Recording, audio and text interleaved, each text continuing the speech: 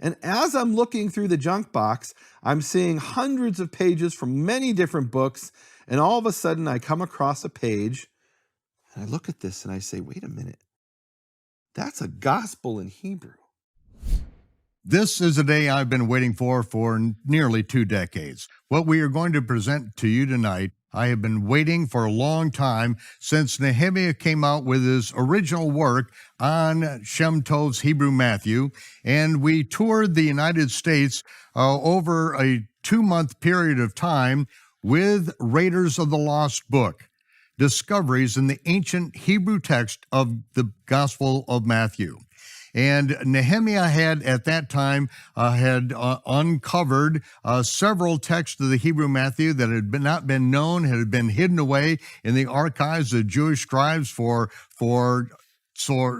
untold number of years.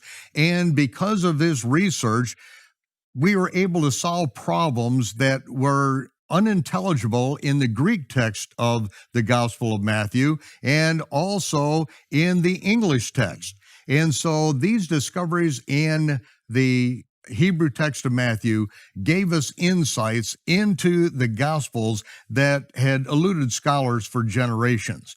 Now Nehemia is going to bring forth some of the other Gospels that he has now found in the Hebrew language. We have Nehemia's book, The Greek Jesus versus the Hebrew Yeshua.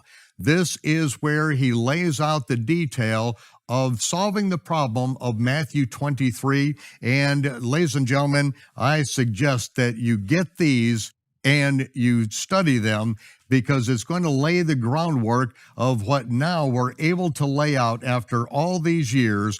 You are going to be the first ones to see it, and tonight I'm going to be the first one to see some of these manuscripts for the first time myself. Nehemia, it's good to have you back. Great and to be back, I am looking forward to what is happening tonight on Shabbat Night Live. Well, so, this is what we've been waiting several weeks for, Michael. I'm really excited about this.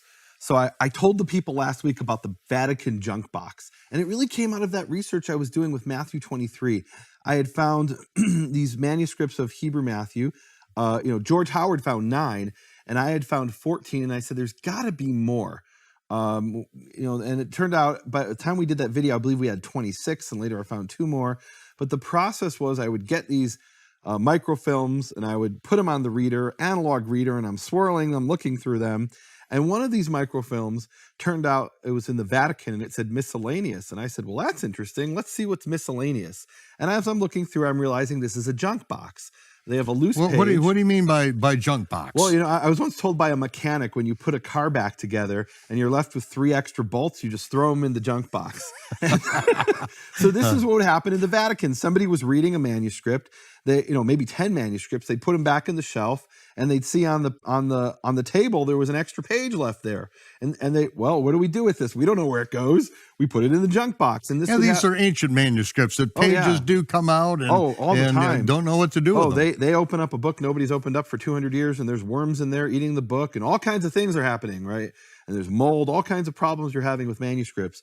And so they would put these pages in the junk box. So I'm looking at this microfilm at the National Library of Israel, and it's a microfilm of a junk box. Now, back then I only had it black and white. What's new and why I'm able to share this now publicly is now I've got the high resolution color images because of this worldwide project of digitizing Hebrew manuscripts.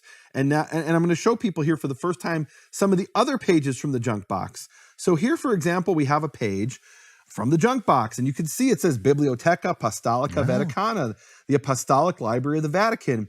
And this is some page of some document that was fell out of a book or was torn out of a book, and it's some sort of Kabbalistic work or something. Yeah, it's got a star. Yeah, it's got some weird drawings on it. It's some kind of Kabbalistic document. Here's another page from some other book completely. It's actually an early printed book. And this is a book of how to teach children. It's got the alphabet with all the different combinations of the vowels. And there's a picture here of the very simple wood etching, they call these, where the teacher has, spare the rod, spoil the child, it's expressing. And it talks here about the young boy. And it's literally a children's book that fell out of some book, early book they had, or early printed book. Put it in the junk box. Yeah, so it's Hebrew, so it's not anything that concerns them. Well, even if it concerns them, they don't know what to do with it, right? Because they had Up until the last decade or so, the Hebrew manuscripts in the Vatican had never been cataloged. It was scholars from the National Library of Israel that went to the library for the first time and cataloged it from the Institute of Microfilmed Hebrew Manuscripts. Nobody had ever cataloged it because they couldn't read Hebrew, right? Occasionally they'd look at a book here, a book there. They had some idea it was there, but they didn't have a systematic idea.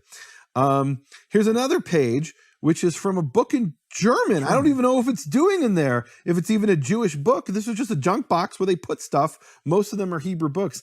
And as I'm looking through the junk box, I'm seeing hundreds of pages from many different books. And all of a sudden I come across a page and I look at this and I say, wait a minute, that's a gospel in Hebrew. And first I found Luke, and there were 3 pages of Luke. And then I found a single page from the Gospel of John. Can I read that to the people, what it says? People, this is the first time this is being shown publicly to the world. I don't know where this came from, other than that it's from the Vatican. Where the Vatican got it from, I don't know. What's really cool is at the bottom of the page. It's just one page. It's just one page from John. At the bottom of the page, you have what they call a hanging word. It's a single word without vowels. That is the first word from the next page. And without the vowels, that tells you that it continues on to the next page. So what they would do is they put the first word of the next page at the bottom of the previous page. So you turn the page and you know what to look for. And if the pages aren't in order, that's very helpful, of course. So we know there was another page. We just don't have it.